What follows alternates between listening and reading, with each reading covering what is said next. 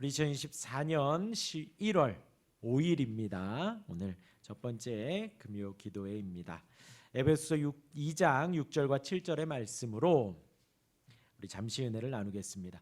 오늘 새벽의 내용을 잠시 말씀드리면요, 허물과 죄로 죽었던 모습을 말씀드렸습니다. 세상 풍조를 따랐지요. 우리의 죽었던 모습들, 세상의 풍조를 따랐습니다. 유행을 따르고 여론을 따릅니다. 공중의 권세 잡은 자 곧 사단의 세력, 죄악의 세력을 쫓아 살아갑니다. 이런 것은 다 불순종의 아들들이 하는 것이라 했습니다. 이런 모습이 육체를 따라 살아가는 것이라 에베소서 말을 하고 있지요. 육체를 쫓아 살아가면 하나님을 쫓을 수 없습니다. 하나님의 말씀을 따라 살 수 없습니다. 세상 풍조를 따르기 때문에 하나님의 말씀을 따를 수 없는 것이지요. 이런 모습이 바로 진노의 자녀의 모습입니다. 그러나 하나님이 풍성한 긍휼로, 어떤 긍휼이요? 풍성한 긍휼, 풍성한 긍휼로, 또 그 크신 사랑으로, 어떤 사랑이요? 크신 사랑으로 이러했던 진노의 자녀의 모습에서 그리스도와 함께 살리셨습니다. 그 흘러넘치는 긍휼, 풍성하다, 흘러넘친다는 거예요. 긍휼이 우리를 불쌍히 여기시는 마음이 흘러넘치기에 우리를 살리신 거예요. 또 우리를 향한 사랑, 그 사랑이 그냥 작은 게 아니라 너무나도 커서 우리를 살리셨다라는 것입니다. 오늘 새벽의 강조점은 그거였죠. 우리가 이 풍성한 긍휼, 크신 사랑, 우리가 항상 찬양하는 거예요. 그렇기 때문에 제가 이렇게 말하면 어느 때에는 그냥 흘려 듣기가 쉽습니다. 그런데 우리가 그 은혜 속에서 기억해야 될 것은 무엇인가? 아까 서두에 말씀대로 우리의 원래의 모습을 우리가 기억해야 된다 그랬습니다. 허물과 죄가 있던 모습, 세상의 풍조가 전부인 양, 그 유행과 그들이 따르는 것이 전부인 것처럼 쫓았던 우리의 모습, 그러한 육체의 모습, 그 모습을 우리가 기억할 때, 그리고 그 모습에 대한 후회가 더 깊어지고, 내가 왜 그때 그렇게 살았을까? 내가 그때는 참 죄악의 모습이었지 하고 느낄 때에 하나님의 은혜는 그만큼 더 커진다 그랬습니다. 그럴 때에 그 긍휼함의 풍성함이 더 우리 마음에 오게 되고, 그 크신 사랑이 더 우리에게 더 강물같이, 파도같이 밀려오게 되는 것입니다. 우리의 원래의 모습이 얼마나 더 비참하고 처참하고 더 보잘것없었는가 우리가 느낄 때에 하나님의 긍휼의 풍성함과 크신 사랑을 더 느낄 수 있다. 오늘 새벽에 강조를 드렸고요. 오늘 본문 그 이후의 말씀입니다. 그렇게 하나님이 살리셨습니다. 주의 은혜의 모습들이지요. 허물과 죄로 죽은 우리를 그리스도와 함께 살리셨는데, 살리신 것이 끝이 아니라 주님과 함께 일으키셨고 주님과 함께 앉히셨다라고 말씀을 하고 있습니다. 이어지는 말씀이에요. 그리스도와 함께 살리셨다는 것은 주님 아래서, 예수님의 이름 아래에서 살아났다는 것입니다. 더 이상 우리가 죄의 이름 아래, 죄의 세력 아래 있지 않다는 거예요. 굳이 이 시간에 갑자기 이 시간에 죄의 세력 아래 있지 않고 우리가 어디 세력 아래 있다고요? 예수님의 이름 아래에 있다라는 것입니다.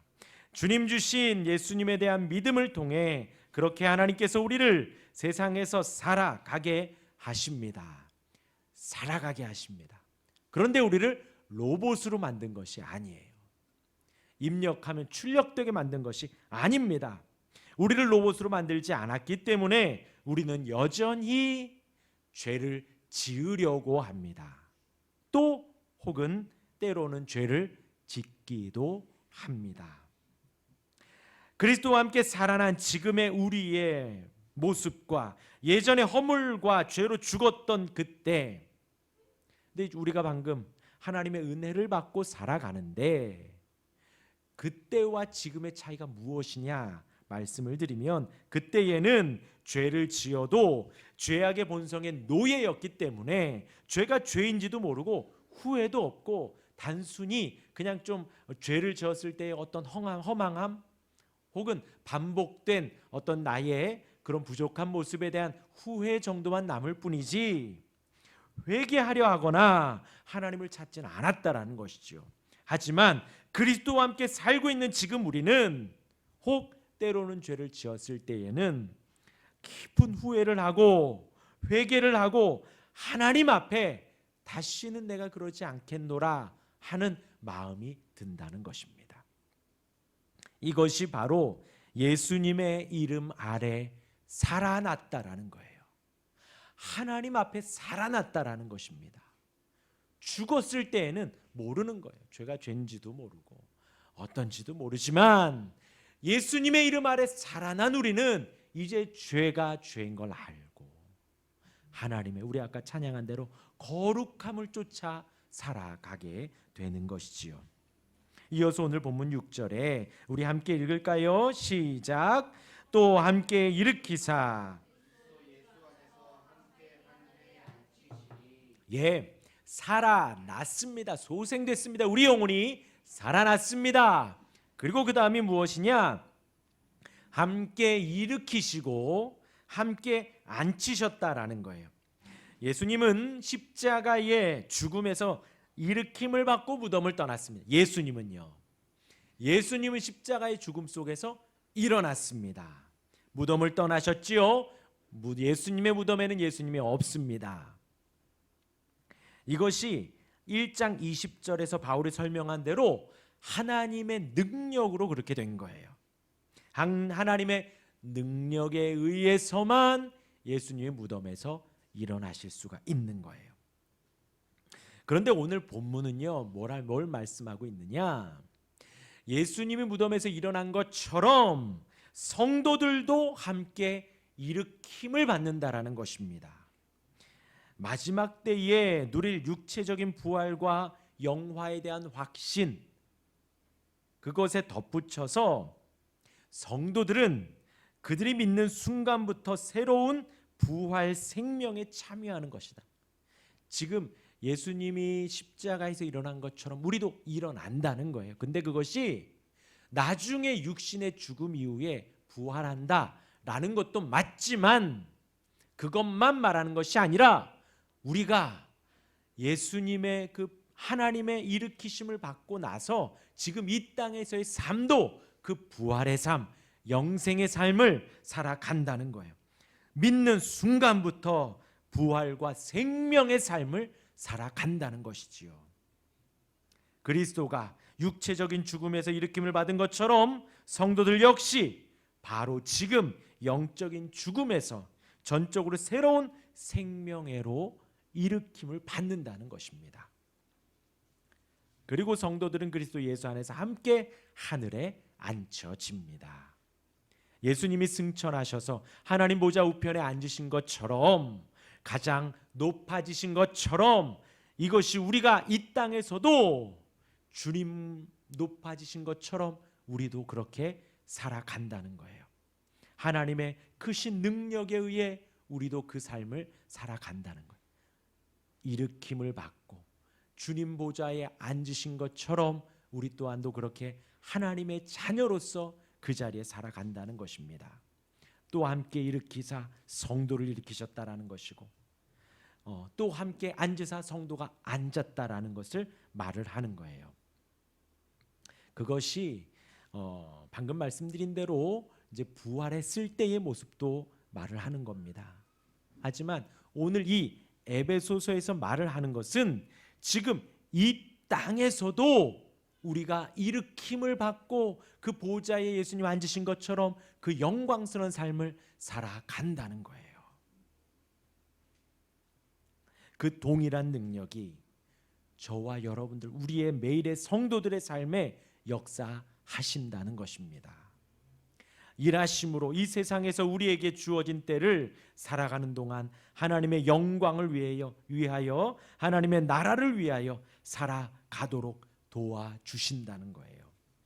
우리는 지금 이 세상에서 그 기준에 타협하지 않고 하나님께 순종하는 성도로서 살아간다는 것입니다.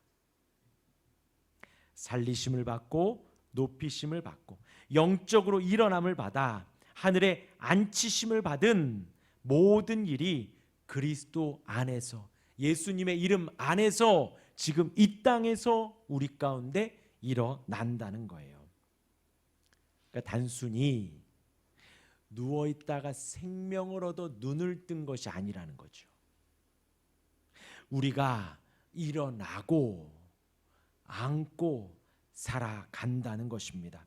단순히 눈만 뜨고 있는 사람이 아니고, 단순히 앉아만 있는 사람이 아니고, 일어나 성도로서 거룩한 길을 우리가 간다는 것이에요. 7절에 그 이유를 말합니다. 우리가 이 땅에서 성도로 살아가는 이유, 7절이 말합니다. 함께 읽겠습니다. 시작. 이는 그리스도 예수 안에서 우리에게 자비하심으로써 그 은혜의 지극히 풍성함을 오는 여러 세대에 우리를 살리시고 우리를 일으키시고 우리를 성도로 살아가게 하시는 그 이유는 우리에게 자비하심을 나타내시려는 거예요. 은혜의 풍성함을 나타내시기 위함입니다. 나타내다, 공표하다라는 거예요. 많은 사람들에게 알린다라는 거예요. 무엇을 알려요? 자비하심을 알리고 은혜를 알리는 거예요. 무엇으로요? 성도를 살리시고 일으키시고 앉게 하시고 살아가게 하시는 것으로 자비하심을, 풍성을 나타낸다는 것입니다. 두 가지 의미가 있습니다. 하나는 성도들에게 자비와 은혜를 나타내신다는 거예요. 곧 우리가 성도로 살아가면서 그 자비와 은혜를 맛본다는 거예요. 오늘 하루도 하나님이 나를 자비하심으로 인도하시는구나. 오늘 하루도 풍성한 은혜가 나를 이끄시는구나. 나에게 나타내신다라는 거예요. 두 번째는 온 세상에 나타내신다라는 거예요. 하나님의 자비가, 하나님의 풍성한 은혜가 무엇으로 나타난다고요? 우리로 나타난다는 거예요. 하나님의 그 크신 은혜가 바로 우리라는 것입니다. 우리가 성도로 살아가고 하나님의 뜻대로 살아가고 하나님의 자비하심 가운데 살아가는 것이 온 세상에 주님이 그것을 나타내신다라는 거예요. 공표하신다라는 거예요. 이게 법률적 용어래요. 땅땅땅 나타낸다라는 거예요. 얼마 전에 눈이 많이 왔죠. 위스테이 아파트를 갔더니 큰 눈사람이 있더라고요.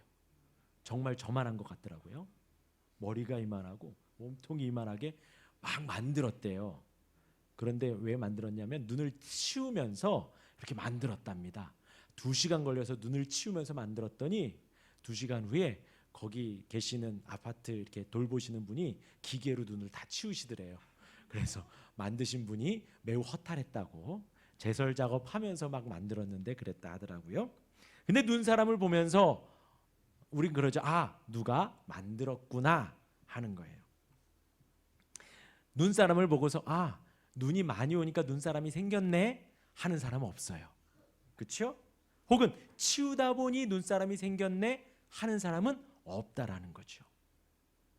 누군가가 만들었구나 한다라는 거예요.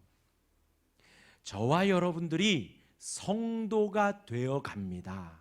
성도는 어떻게 될까요? 교회 열심히 다니면 자연스럽게 될까요? 아니라는 거예요. 시간이 지나면 될까요? 혹은 열심히 연습하면 될까요? 연습하면 뭐가 될까요? 그렇죠. 1등은 할 수는 있지만 성도는 될 수 없다라는 거예요. 성도는 하나님이 만드셔야 된다는 것입니다. 곧 저와 여러분들의 존재가 하나님이 만드셨다는 것입니다. 하나님이 그 크신 사랑으로 만드셨고 긍휼이 풍성하신 은혜로 만드셨다는 것입니다. 그것을 나타내는 거예요. 곧 우리의 삶이 하나님의 자비하심의 역사이며 우리의 삶이 은혜의 지극히 풍성함을 증거하는 거라. 만약 누군가가 묻습니다. 하나님의 자비를 한번 설명해 보십시오 하면 어떻게 하면 돼요? 이러면 돼요.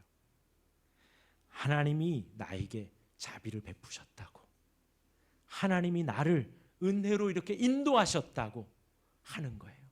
이 6절과 7절이 그걸 말하는 거예요. 하나님은 흠이 많고 죄가 많고 어리석고 신실하지 못한 우리를 그 증거물로 만인들에게 드러내실 것입니다. 하나님의 무한한 인내와 긍휼이 그것으로 증명되는 거예요. 하나님이 우리를 살리셨습니다. 그러기에 저와 여러분들이 이 시간 예배하는 거예요. 그리고 일으키셨습니다. 앉히셨습니다. 믿기 어렵지만 우리는 존재만으로도 하나님의 은혜를 나타내 보이는 실예가 되는 거예요. 예, 마찬가지죠. 전도 어떻게 하면 돼요? 우리를 보여주면 됩니다. 하나님이 나를 그렇게 인도하셨다고, 나에게 그렇게 크신 은혜를 보여주셨다고, 긍휼이 풍성하신 하나님이 나 같은 것도 살리시고 일으키시고 인도하신다고 하면 되는 것입니다. 하나님의 크신 자비와 사랑을 충분히 나누시는, 온전히 나누시는, 증명해 보이시는 우리가 되기를 주님의 이름으로 축원합니다. 아멘.